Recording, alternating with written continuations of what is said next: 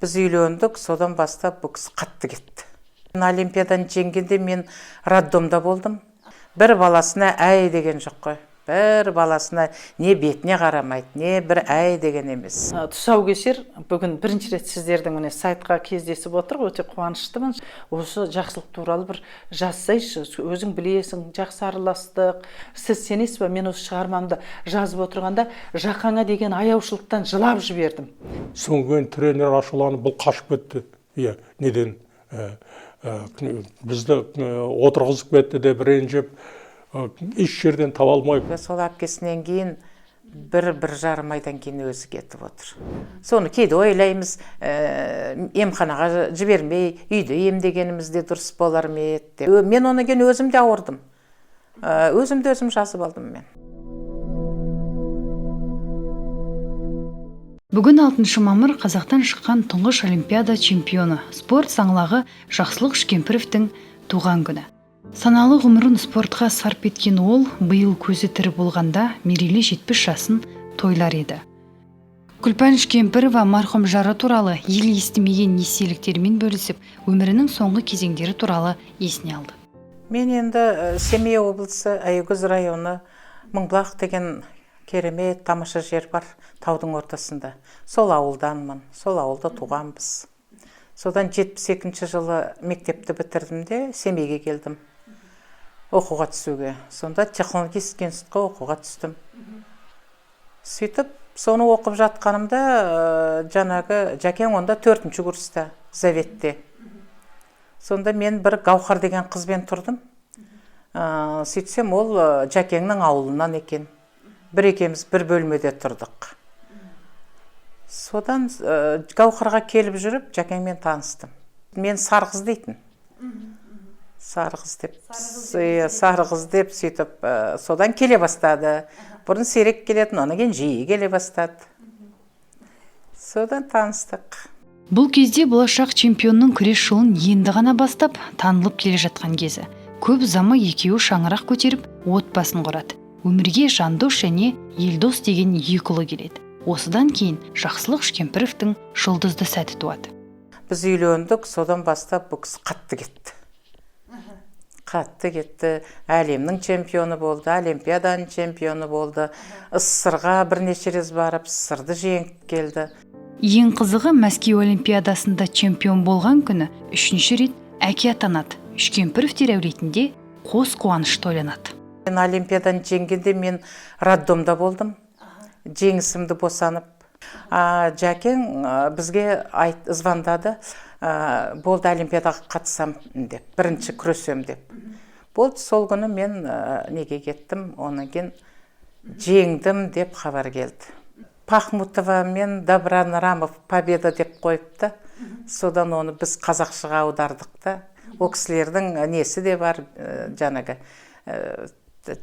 өлеңі де бар, жеңіске арнап жазған.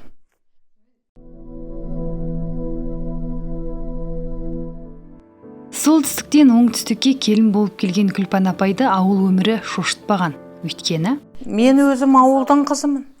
Мен өзім ауылдың қызы болғаннан кейін маған ол оңай болды. Жәкең жарыста, сборда жүреді, дайындықта. Мен жаңғыз қалмаймын, сондықтан мен Жәкең әке-шешесінің жанына кеттім ауылға. Ол жерде сиыр саудым, кәдімгідей тезекпен далада от жағам.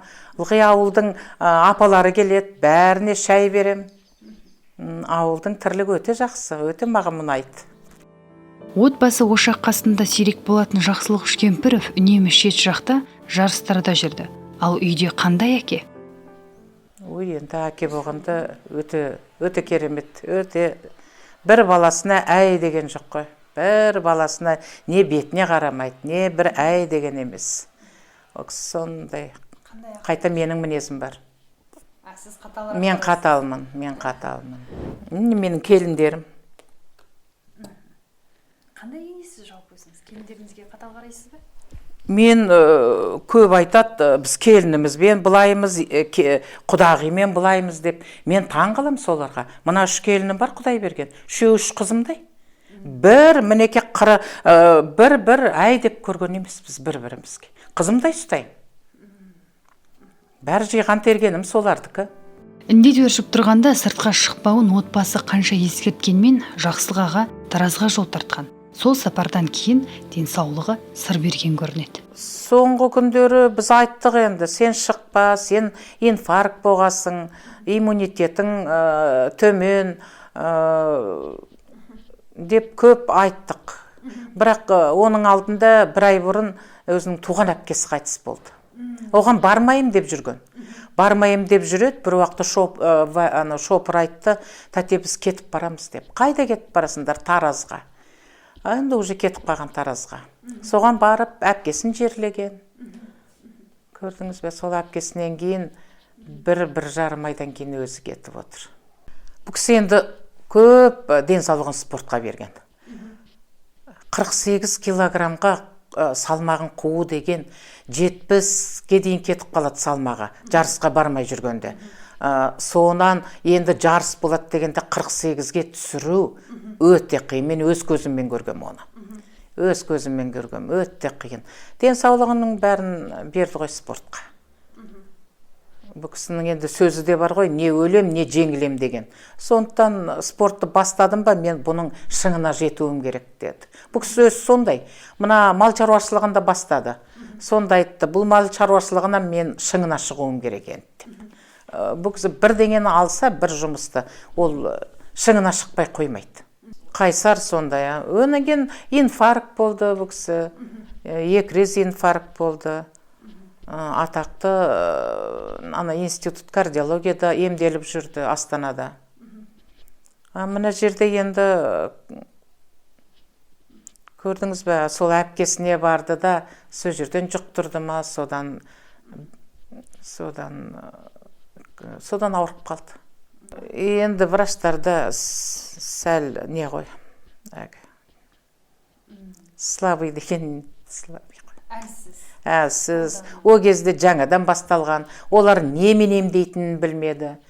Соны кейде ойлаймыз, емханаға жібермей, үйде емдегенімізде дұрыс болар ме деп. Мен өзім медицинадан жақсымын. Жақсы білем. Енді көрдіңіз бе, бір Алланың несі ғой. Меғам нетпей балам, кіші балам жеңісім алып кетті. Алып кетті де, сразу неге апарыпты емханаға. Больницаға түскеннен кейін ақ мен өзім сездім. Сізге айтқан жоқ па? Жоқ, білмей жүрдім ғой мен. Бір уақытта кішкене дыханиясы, кішкене ентігіп сөйтті. Содан кіші баласы келді де, алды да кетті. Маған айтқанда жоқ. Мүмкін маған айтқанда мен жібермес педім. Себебі мен өзім укол да салам, тамырға да салам. Онан кейін сол медицинадан жақсы хабарым бар. Өзімнің нем ба сондай. Біліп тұрам бәрін. Өзім біліп, мен онан кейін өзім де ауырдым. Өзімді өзім жазып алдым мен. Антибиотик бәрін өзім. Ешқандай бір врачқа барған жоқпын. Бәрін өзім нетіп алдым. Жәкеңді енді көрдіңіз бе? Көбінесе айтпайтын, ол ештең айтпайтын. Қиналып жүргенде ештең айтпайтын. Онан кейін көбінесе осы кейінгі кезде айта берді.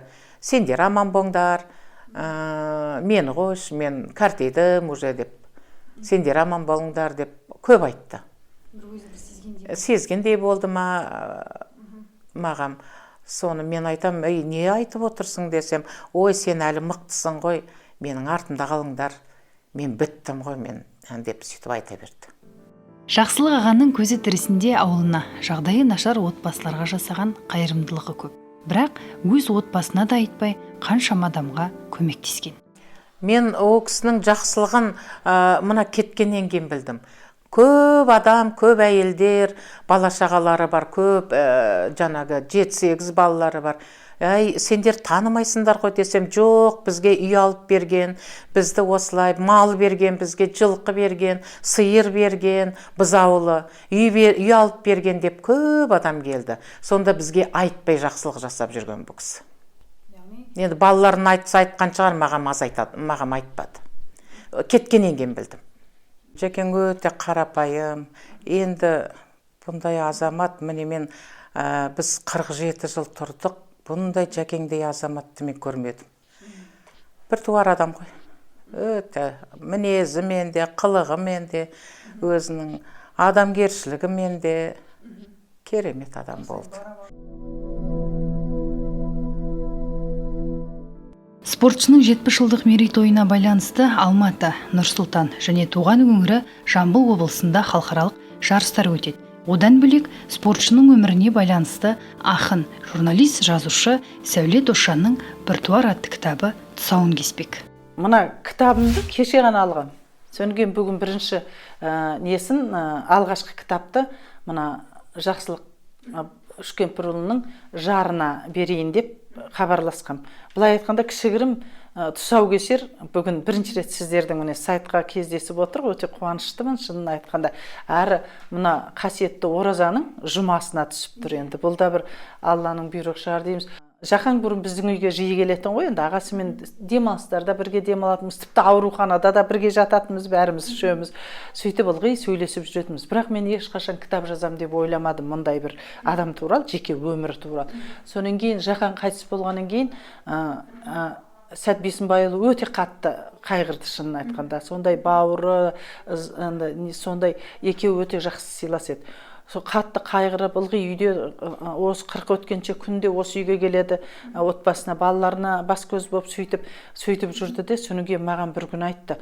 Сен осы мына жақсылық туралы өзі көп кітап оқиды, сол кісі туралы мына барлық журналистердің, спортшылардың жазған естеліктерін бәрін қайталап оқып шықты, кітапханадан әкеп бердім, сөйтіп оқып жүрді де, сон бір күн айтты. Сен енді осыға дейін бір 4-5 роман жазып тастадың ғой енді. Осы жақсылық туралы бір жазсайшы, өзің білесің, жақсы араластық. Сонан кейін оның мына несін мен өзім білгенімді айтайын, ауылдағылармен хабарласайық деп сөйтіп маған ой салды. Бір күні ойда жоқта осы Жақаң туралы кітап басталып кетті. Біртуар, аты Біртуар. Біртуар деген сөз ол өзі белгілі. Қазақтың өте бір жақсы сөзі. Миллиондаған адамның ішінен шыққан бір адамды айтады. Енді Жақсылық Үшкемпірұлы мысалы 16 миллион халықтан шыққан бір жалғыз адам ғой, нағыз Біртуар. Соныменен шығарма басталып кетті. Бұл шығарманың енді басталғанда сол неден басталды? Дүниеге келген күннен басталды. Өзі де бір ерекше жағдайда дүниеге келген адам ғой. Ол кісі туылғанда қызық, анасы ол кезде олар қоржын тамда тұрады екен де, бір жағында анасы кішкентай дүкеннің енді дүкеншісі, бір жағында өзі отбасы тұрады анасы. Сөйтеді екен, сонан кейін жаңағы өзі аяғы ауыр жүреді. Ол кезде ауылдың адамдар қызық қой енді. 51-ші жыл ғой енді. Қызық, күн демейді, түн демейді, ол түн ішінде тіпті күйеуінің қойнында жатыр ма, баласын емізіп жатыр ма, неғып жатыр, жұмысы жоқ, есікті тарсылдатады да, маған сабын бер, маған шай бер, маған қант бер дей береді. Сондай бір ауылдың өте қадірлі ақсақалы бір күн жолдан келе жатады да, есіне түсіп кетеді, бәйбішесінің бір кір сабын ала келші деген. Соны келе жатады да, нені тарсылдатып әйнек тұрады, ана өзі күні бойы үйінің тіршілігін істеп кішкене тоғылғақ ұстап тұрған ғой, кішкене жатқан, сөйсе тарсылдатады. Сол тоғылғақ ұстап тұрғанда орнынан тұрады да барып қараса, ана ауылдың үлкен ақсақалы екен. Сонан кейін амандасады, айналайын бір кір сабын беріп жіберші дейді. Әлгі кісі аттың үстінде тұр өзі, есіктің түбіне дейін келеді. Сонан кейін жарайды ата дейді да, барып кір сабынды алып, ол кезде газетке орап береді ғой, газетке орап, сонан кейін атасына бүйтіп созып беріп атқанда бала туылып қалады. Босағада есіктің түбінде, екі есіктің ортасына бала жерге түседі. Міне. Сол осындай қасиетті жағдайды ойлаш, босаға деген қасиетті ғой. Босағадан биік тау жоқ дейді. Сол жерде дүниеге келеді.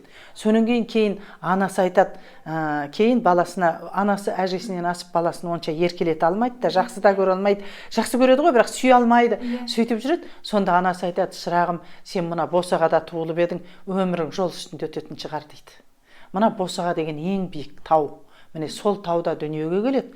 Сол тауда шын айтқанда қазақтың атын шығарады. Анау Олимптың тауына қазақтың атын жазады. Мен енді ойлаймын, бұл шығармамда менің солардан енді кем болмас, алдындағы шығармалардың артынан еріп, әсіресе Жақаңның өзі ерекше адам, бұл шығармамды халық жақсы қабылдайды деп ойлаймын. Өйткені мен үлкен махаббатпен жаздым. Сіз сенесіз бе, мен осы шығармамды жазып отырғанда Жақаңа деген аяушылықтан жылап жібердім. Елдос та оқыды, ұлы Елдос. Ол да айтты ғой, апа сіз қазып жазыпсыз, біз әкеміздің осынша қиыншылық көргенін көрмеппік деді. Мына ол кездегі КСРО Кеңестер одағының құрама командасына кіру деген 15 республикадан ол оңай емес болатын. 15 республикадан КСРО-ның құрамына кіру үшін, ол тұрмақ Қазақстанның құрамасына кіру үшін жақаңа оңай болмаған. Анау Семейде сол университет, институттың несінде күресіп жүріп, облыстың атынан күресіп жүреді, сөйтіп жүреді, Қазақстан барлығын жеңіп тастайды ғой бұл кісі. Өзі айтады, мен неге екенін өзім де білмеймін дейді, жеңе беретінмін дейді. Ал білесіздер ма, бұл Алланың берген ерекше бағы деп ойладым. Мен осы кітапты жазып шыққаннан кейін Алла бақ береді, кішкентай бармақтай бақ береді дегенге ерекше назар аудардым. Осы кітапты оқыған адам түсінеді. Мен бұны қазақтың жастары намысшыл болсын, батыр болсын, жақсылық ағалар сияқты болсын, олардың да бақтары шапсын. Бап қана шаппайды, бақ керек екен. Солар шапсын деп қазақтың балаларына деген тілеумен жазып шықтым осыны. Сондықтан ойлаймын, енді жақаңның аруағы қолдап, жақаңның бүткіл арманы қазір қазақтан шықса екен, енді тағы да Олимпиада чемпион дегені менің кітабымды оқығаннан кейін жалғасады деп ойлаймын. Қазақстан мемлекеттік қайраткері Сәт Тоқпақбаев бауыры Жақсылық Үшкемпіровтің көрген қиындығы мен қызығы туралы білетін бірден бір адам. Өзің қадірлейтін, қастерлейтін, қатты сыйлайтын адам өмірден озғаннан кейін оны еске түсіру оңай емес. Жақаң өте адал адам болды. Ойлайсың, бір кемшілік бар ма деп, қазір енді ешқандай кемшілігі жоқ. Қонша көп сөйлемейді, үндемейді. Өзінің істерін орындай береді. Ешкімге салмақ салмайды. Келісе береді, үндемей жүре береді. Міне соның арқасында, мен ойлаймын, сондай несінің қасиетті, сондай мінезінің арқасында үлкен жетістіктерге жетті. Таңғы 7-де әлгі өлшенеді салмақтары. Жаңағы 48 десе 48-ден көп болмау керек. Бұл сол салмақты өтеді. Содан кейін салмақты өткеннен кейін сағат 10-ға дейін боссыңдар, онда басталады жаңағы состязание, жаңағы күрес басталады деп жібереді. Қонақ үйде тұрады, номерге келеді, жатады, ұйықтап қалады. Қатты ұйықтағаны сондай, 10-ға жақындағанда іздей бастайды ғой енді. Тренерлері, ұстаздары басқа еш жерде жоқ. Соңғы тренер ашуланып, бұл қашып кетті. Неден? Бізді отырғызып кетті деп ренжіп, еш жерден таба алмай номерге келіп, тағы да қарай жоқ номер. Соңғы төсек үстіне отыра кеткенде, ана баж етіп, сонда несі салмағы, денесі де кішкентай болған ғой. Ана көрпенің астына жатқанда төсек бір дәлгі ешқандай, егер салмақты адам жатса кішкене бөлініп тұрады ғой, адам келіп қарады, томпайып тұрады. Бұл томпаймаған тура кішкентай болғаннан кейін төсектің несімен бірдей. Сондықтан іздегендер ешқайсы таппай, тренер ашуланып келіп отырғанда үстіне отыра қалды. Соңғы ана баж етті. Сен неге қаштың деді. Қайда қаштым? Қашқан жоқпын, қашпадым деді. Қашпасаң жүр енді, 10 минут қалған жаңағы 10-ға неге. Сөйтіп, сол бұрыннан енді әрең өте алмай Олимпиадаға бірінші рет кірген, қандай салмақ, бүкіл Кеңес одағының атынан шығады, жалғыз Қазақстан. Соған қазақ сонда айтады, мен осы жерде не жеңем, не өлем.